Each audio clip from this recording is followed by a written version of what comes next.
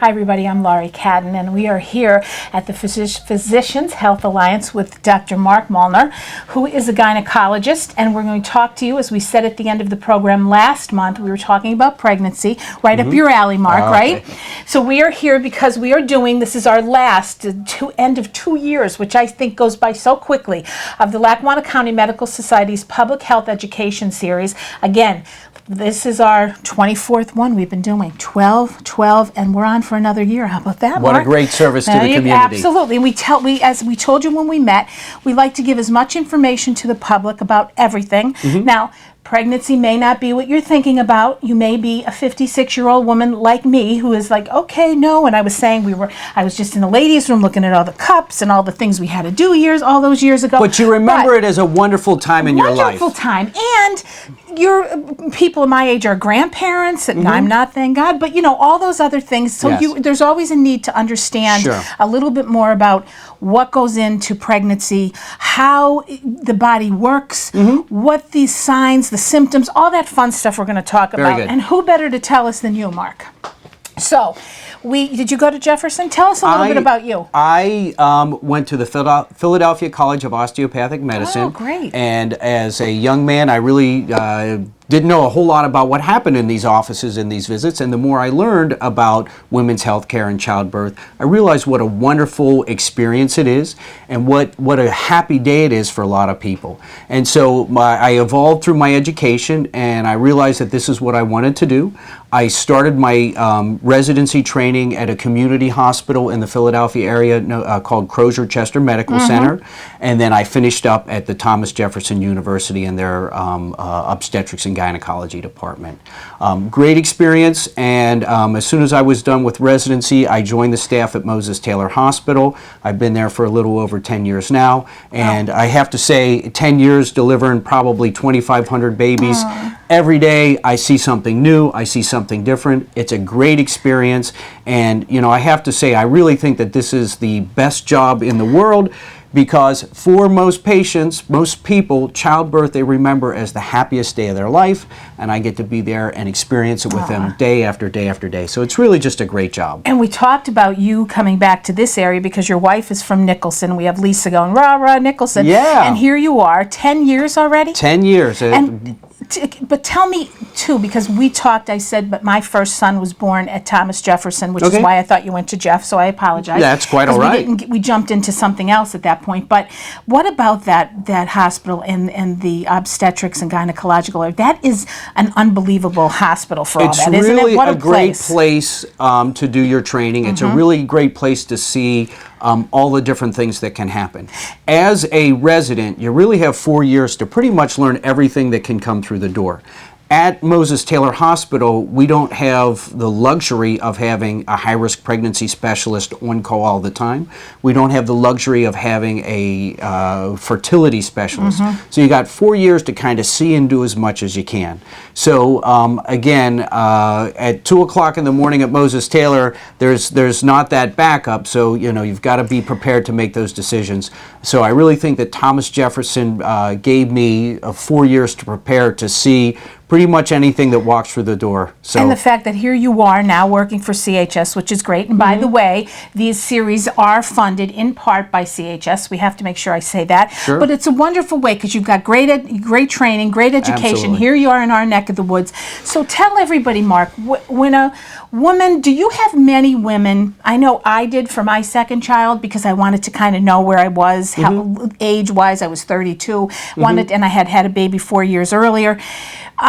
Do you get typical, is it typical anymore that women come and say, listen, I want to start planning, I want to have a baby, how from a physical standpoint, how am I doing? Or is it mostly, I'm pregnant, here I am, now what do I do? I would say it's mostly the latter as compared to the first example, but we do get both that come through the door. So we do get some young ladies that have a hard time becoming pregnant, and we have to coach them through that and give them the best advice in how they can maximize their outcomes. And we do have the other families that may not necessarily be planning on getting pregnant, but when they it happens, it happens, and we help them with all the process that goes along with that. So tell as far as your healthy body, again, you're saying that most people are, okay, I'm pregnant, here I am. Yes. But if that's the case, what is the first thing from a health standpoint, from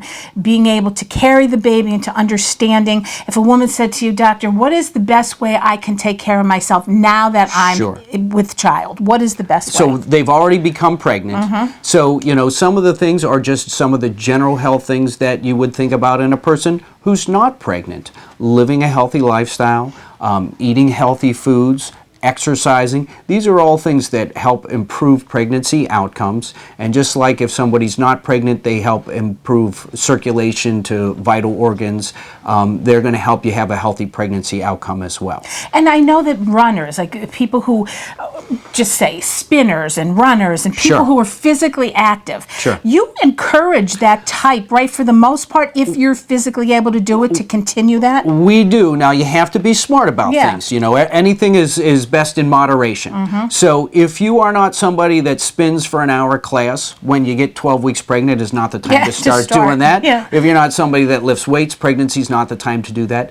But if you are somebody that does that already, what I would say is about 80% intensity is what we recommend that you do. Women have run marathons when they're pregnant.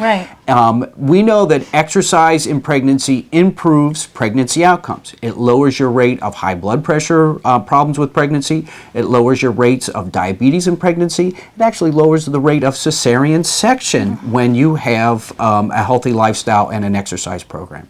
So if a young woman came to me and said, I'm thinking about getting pregnant in the next 6 months or a year, I would recommend a light exercise program just to help their overall health. I would recommend a healthy diet and limiting things like alcohol intake, to some degree caffeine intake,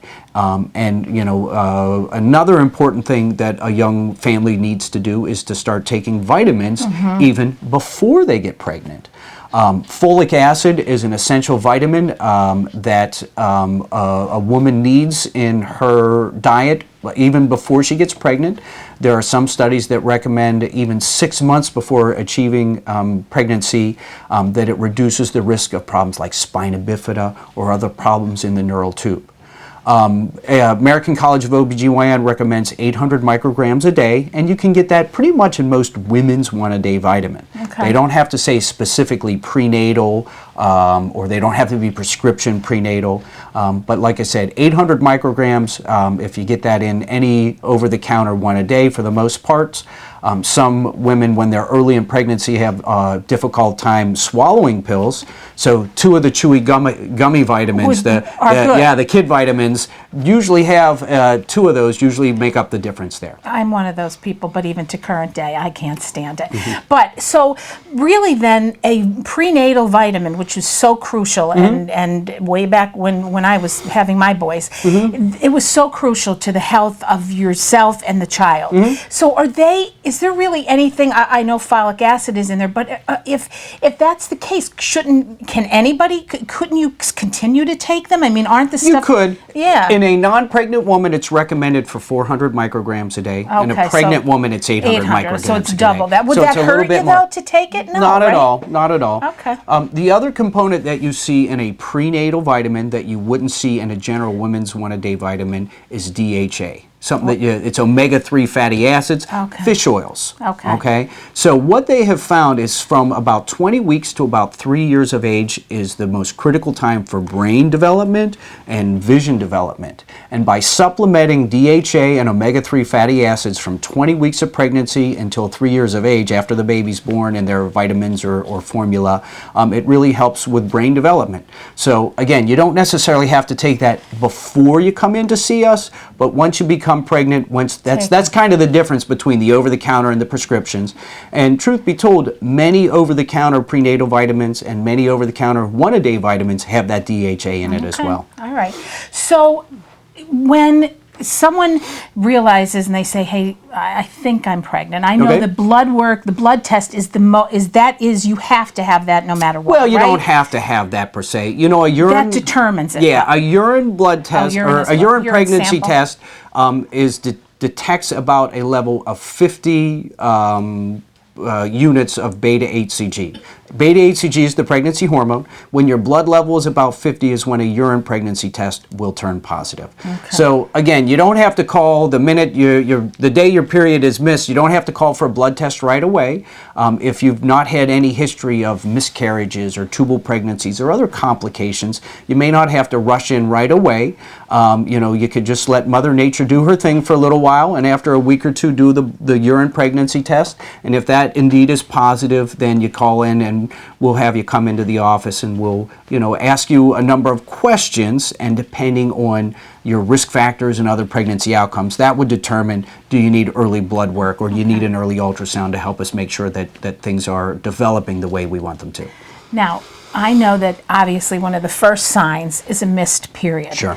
So is it true then when you hear these stories of people, I had no idea that I was pregnant? I want to say, how the heck do you not know? And I don't mean just from development, sure. from that end of things. Isn't sure. that didn't sound right, but... Denial, it's not just a river in Egypt, exactly. Is that what you're getting at? Really, can that happen? Well, there are some women that have bleeding early in a pregnancy. Okay, and to have a little bit of spotting early in a pregnancy can be part of the normal implantation, but generally speaking, bleeding during pregnancy, whether it's at the beginning, the middle, or the end, is concerning. Yeah. So if someone said they got a period every month during their pregnancy, that would be concerning, that there was a problem with the pregnancy, a problem with the placenta, a problem with development. So it would be unusual if that were the case. Could it happen? I guess it could, but it would take a lot of coincidences, and like I said, that would be considered a high-risk pregnancy if somebody bled that frequently and that amount. That they thought they were still getting a period. It astounds me, the things when you hear that. And I don't mean these aren't just like tabloid. These really, you think, sure. Oh my God. All right, so woman comes in, as you said, it's a normal thing. She doesn't have to rush. So she has no issue before. She waits a little bit, she comes in. When she comes in for her first checkup, what usually happens at that first checkup? So we usually like the patients to come in between 8 and 12 weeks of pregnancy for their first intake visit. It's a lot of talking at that visit, a lot of history taking as far as mom's health history, mom's family history, and other pregnancy outcomes. Do you have healthy children? Were they cesareans? Have you had miscarriages? Based on those things would help us stratify where you fit into our risk assessment. Everybody will get a base panel of blood work to look for any type of infections that might affect the pregnancy, your blood count, your blood type, because they can all play a role in how we manage a pregnancy. And depending on those things, we would consider blood work to make sure that the pregnancy was developing, and potentially an ultrasound to make sure that it's not a miscarriage or a tubal pregnancy, or anything else that would be concerning. We do a pelvic exam, so I know a lot of people are hesitant to come in, but again, it's for your health and the health of the baby. So, that's a hurdle we sometimes have to get over. But in many cases, we'll do a pap smear. We'll check for any infection that might, affect the pregnancy management. And then we give a lot of information, educational materials about a lot of the things that we're talking about today. Signs to watch for, signs of a problem, healthy foods to eat, over-the-counter medications that are safe, and things of that nature. Do you encourage your patients to call you if they think there's a problem? Do you, because I know if it's a first pregnancy or Sure. even a second, because you think, oh my God, something's a little bit different from the first one. Sure. So is that an issue? Do you encourage that, or how do you play that? Because you could have people calling Sure. over the smallest little thing. Sure. But I guess for reassurance. First-time moms need a lot of reassurance, and we're always happy to give that to them. What I tell the first-time moms is every day they're going to experience something new or feel something new, and it's going to pop into their head, is this normal? Is this a problem? So I tell them to get a 3x5 note card. It's 2017, so they text themselves. Yeah. Text yourself a message, and you got a month. They'll come in for a visit once a month and bring that list of questions in, and I'd be happy to go over that with them at each visit. If there's something that is more concerning that doesn't seem like it could wait, extreme pain, nausea, throwing up, not being able to keep any food down, bleeding that is like a period, like we talked about, any of those things, I wouldn't wait. I would call immediately. Or go to the hospital. Go to the emergency room, call the office. Our practice has a 24-hour on-call doctor, and so if they have questions, that person will get back to them that evening, and they can advise you, is it safe to wait till the office the next day, come to the emergency room, just bring it to your next appointment. So things like vomiting and leg cramps and nausea, or as sometimes, as you said, a little bit of a bleeding. Little spotting, spotting. Sure. Those can be very normal as well as a problem, right? Those are some of the symptoms you can get when you're pregnant. They can be normal. They're certainly not pleasant. No, but they can happen. Be normal. Yeah. Okay. So again, the biggest thing that I would say is adequate hydration, and if you're not sure, call your doctor. We're always happy to answer questions for you. Okay, and the next question, a little bit of it, and I know that people are afraid of it, but sex during pregnancy, Sure. is that still the same as it's always been? It's as long as you're comfortable and you're okay, you're not good. People are, the reason they're afraid is they think something's going to happen to the baby. Correct. And that isn't the case. Correct. In low-risk pregnancies, sex during pregnancy is a very normal occurrence. Okay. If somebody has a high-risk pregnancy where they have a risk of preterm labor, if they have a short cervix, if they've had chronic bleeding, something that's called placental abruption or placenta previa, those things all would make sexual intercourse an increased risk to heighten those problems. So sexual intercourse is perfectly acceptable during pregnancy. The one thing that we have always told patients to avoid, and again, this seems like an unusual event, you should not blow air into the vagina when you're pregnant. Again, that's the response that everybody gives us when we say that. I don't know who does that or why or when they do it. But when you're pregnant, you've got to take the 40 weeks off to do that again. To each his own. You never. Yeah, that's right. know. That's right. But tell me, Dr. Molnar, when years ago, when with all these testings that you did with your first, getting back to that, because Sure. I think that's important to talk about. You, by doing your first internal examination, Sure. you can tell a little bit about where people are in their pregnancy based on the size of the uterus, There are very subtle signs of how far along pregnant you are when we do a pelvic exam or pap smear. Generally speaking, if mom is uncertain of her dates by her period, we would almost certainly do an ultrasound to help us confirm those. But there are some things that we can see by the texture of the cervix, by the size of the uterus, that can help us determine how far along a woman is. But again, in 2017, ultrasound is wonderful. We do many ultrasounds early in a pregnancy just to help us figure out when that due date is, so there's no second guessing as to when the due date is and should somebody be induced. Do you find more people want to know the sex of their baby? Everybody wants to know. Okay, Everybody so the wants surprise to know. is gone then, right? Well, to some degree, yes. You know, it's a new trend that we have a lot of families doing, is that they'll have a party. A reveal party. The reveal party, you know it, I or the know. baby shower. So again, childbirth is a happy, exciting day, but then they want to extend that out a little bit further. So at 28 weeks, or everybody gets an ultrasound at 28 weeks to check the anatomy of the baby. That's where we look for structures in the brain and the heart, and we count the fingers and toes and make sure that everything is healthy. And generally speaking, that is the time when the family finds out the gender of the baby. For the most part, yeah. So we get a handful that like the surprise, and I have to say, I think it makes childbirth a real experience when you have that great reveal. I know. But like I said, a lot of families they'll have their baby shower with a cake a certain color or this or that, and again, it's all joyful. So the birth is the old-fashioned reveal party. That's Now right. everybody The knows original reveal party. Yeah. So when someone comes in and you're talking to them about what they can expect, tell everybody, if you would, what is the normal progression once you've had the first exam? How often do you see them, and what can they expect? And I know at least it could be changed, because God knows everything does. Yeah. But you ask people, you say to kind of stay within that 25-pound weight gain. Is that still there, or is it changed? Well, so it really, some of it depends on what a woman comes in at. If a woman is significantly underweight when they start, we encourage them to gain a little bit more weight. If a woman is overweight, we encourage them to gain a little bit less weight. All right. Generally speaking, what we encourage is about a pound a week following the 20-week visit. Early on in a pregnancy, there can be variable degrees of what a woman's weight does. Some women throw up every day for the first 12 weeks. And therefore lose. And they lose some weight. So we would be happy if they just maintained their weight for the first 20 weeks. Some women, they start gaining weight from day one. So generally speaking, the first 20 weeks, it's really hard to gauge depending on how your body responds to your hormonal changes. But after 20 weeks, we expect about a pound a week from that point on. Okay. And then, so the normal, that's what happens. And then when it comes to the actual, they're getting nervous. Okay, it's getting closer to my due date. Yes.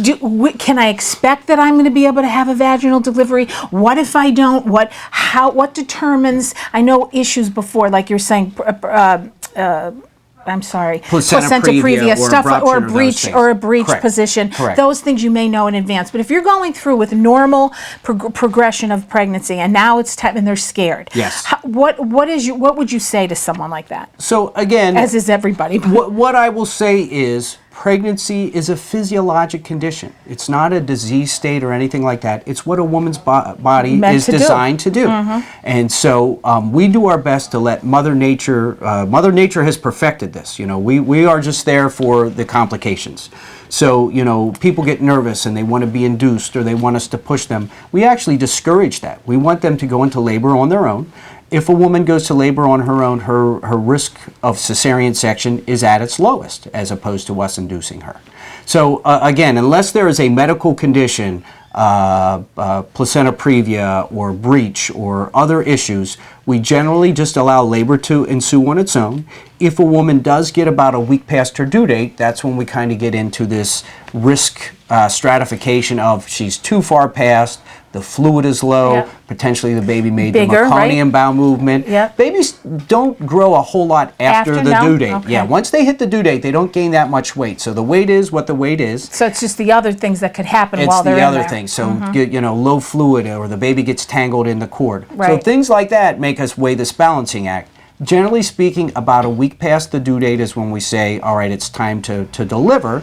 And even still, we would try and induce the patient before we would just jump to a cesarean section.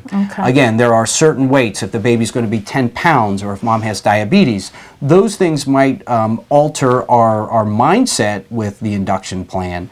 But generally speaking, we try and give every patient a chance at a vaginal birth.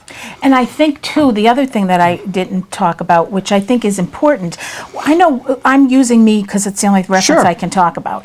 But it was a long time ago, 28 years, first one. So, but I remember when I went to my doctor, who was a Thomas Jeff doc, by the way, he would, when after the first examination, he goes, Laura, you're going to be fine. You should probably have no issue delivering vaginally.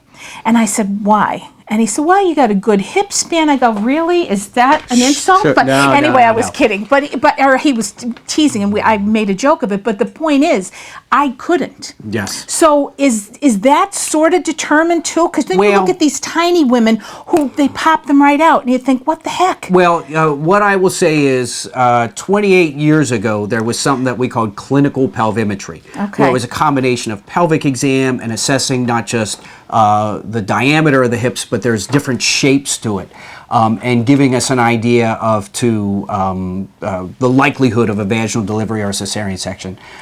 The truth is, only time will tell. Some women that you think are certainly going to be able to have a natural birth, they labor and labor and labor, or push and push and push, and they wind up with cesarean. Sometimes it's not just the mother that determines. Sometimes it's not only just the size of the baby. Is the baby 6 pounds or 11 pounds? Sometimes it's the positioning of the head. If you think of the head, the easiest way for a child to come out is with its nose pointing towards the ground. And sometimes the baby comes through the birth canal with the nose pointing up. Sometimes the baby comes through the birth canal with his head sideways.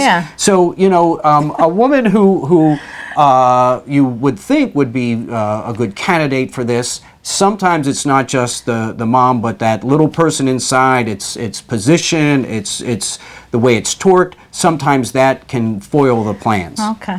So then the next logical thing after the birth is breastfeeding. Yes. So what are you seeing these days? Do people still, like years ago, that was the big thing. Yes. They had people come in to talk to you about it and what's the best way to do it. Does that still happen, and how many more people are doing are breastfeeding versus bottle fed?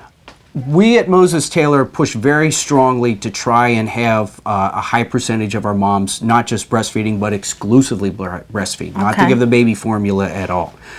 Again, every case is a different case, but we encourage it. We know that breastfeeding is the healthiest way for the baby.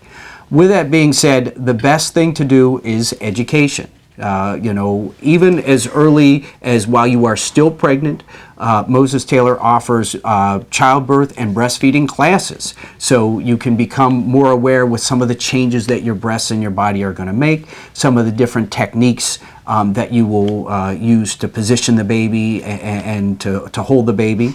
And really, we try and encourage that baby to be right on mom as soon as it's born. In a healthy delivery, without any risks or complications, even while the baby's still attached to the umbilical cord, my favorite thing is to put that baby, naked baby on naked mom, and let them feel each other. It helps to keep the baby warmer, and the baby's awake and alert right after childbirth. And getting the baby on the breast early not only helps mom bond with the baby, but there's a milk letdown at that point that just really, if there is complications of delivery, it's hard to buy that time back. So again, my hope is to get the baby right on mom within minutes of delivery and get them at it right away.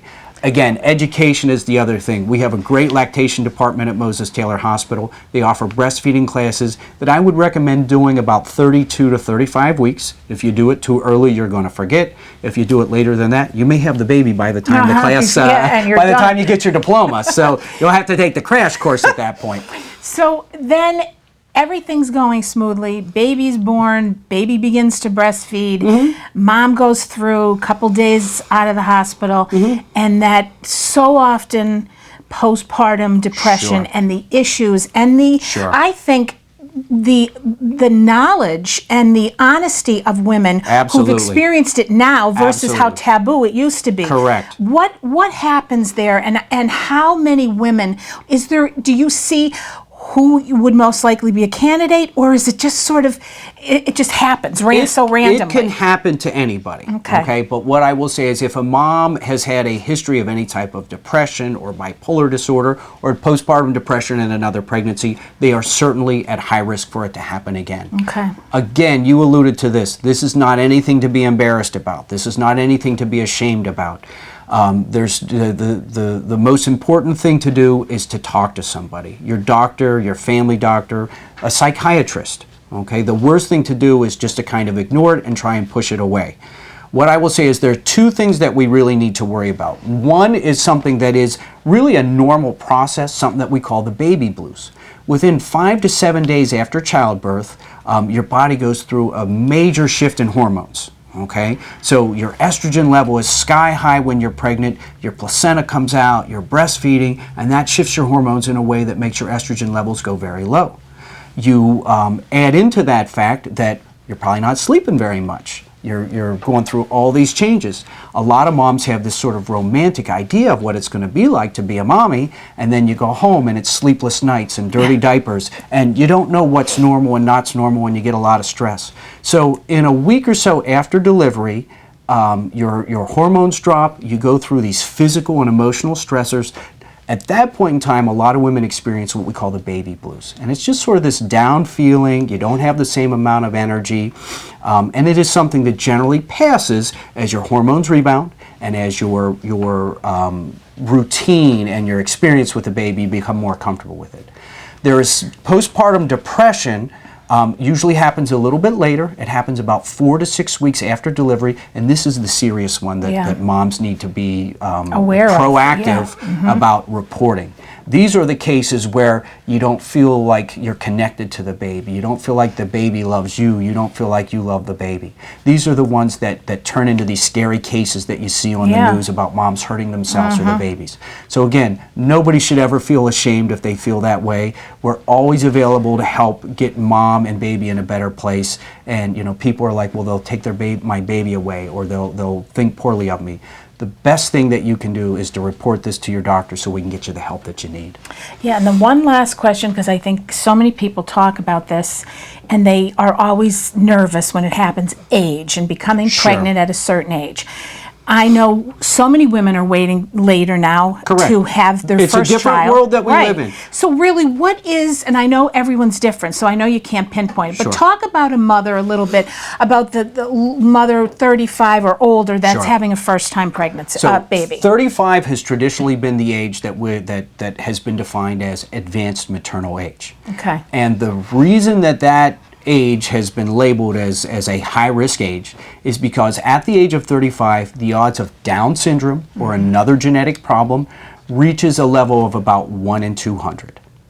The tests that we routinely do to confirm one of these problems, an amniocentesis or something that's called a CVS, where we biopsy your placenta, carry about a 1 in 200 risk of miscarriage or other complications. So again, at the age of 35, the risk of the problem is 1 in 200, and the risk of the procedure to test for it is about 1 in 200. That's really where the advanced maternal age of 35 has kind of gotten its name. Okay.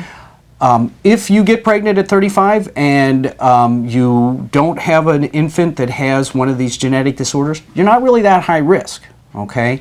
As we age a little bit more, as we get to 40, we know that moms after 40 have a little bit weaker circulation to their uterus, their blood flow isn't quite the same, and so that becomes a second sort of stratification for advanced maternal age. Now, with that being said, there are some new advances that we may not have to do an amniocentesis or a CVS. There are blood draws that we can do on mom that can find baby cells and test for those types of problems then. So again, at 35, the odds of Down syndrome is 1 in 200, but the test that we can do now, there's really not a whole lot of risk to it at all. So, you know, maybe we'll be pushing advanced maternal age back as medical advances change and you know, lifestyles change, we'll say. Do you? I think it's wonderful that women can sort of wait a little bit and feel okay about it. Sure. With their careers and everything else, because as you said, everything is changing. Absolutely. Everything. Just general though, is there anything that I didn't ask you that you think is important to point out before we close? One of the biggest things is that I would say is a lot of the medications that a person would take is also safe when you're pregnant. Routinely speaking, the people feel that if they get pregnant or they're about to become pregnant, that the medications that they take, they have to stop cold turkey. And in a lot of ways, that is detrimental to mom's health. A perfect story that I have from back in Jefferson in residency was a young woman that had a lot of asthma troubles, and she was on multiple medications for that. She became pregnant and called her physician, and they said, "Oh, stop all your medicine." The next thing you know, she was in status asthmaticus and coming to the hospital and going to intensive care. So most of the medications that you take are still safe in pregnancy. So what I would encourage women to do is, even before you get pregnant, go see your family doctor, go see your gynecologist, get your routine checkup, and just kind of run the checklist of your medicine. Most medicines that you take are safe, and if it's not, there's usually an alternative to manage your blood pressure or your diabetes or depression or any of these things. So if we get you on those medicines before you become pregnant, that's going to save everybody a lot of grief and gray hair and optimize your pregnancy outcome. Okay. Well, thank you so much. Absolutely, my pleasure. Thanks for being here with No, us. it's You did my a great pleasure. job. Was it as I'd easy love as to have we you said? back. See? Yes. He did it. Mark, what do you think? Yes? Lise? You did a great job, Mark. I'm impressed. Thank you there very you go. much.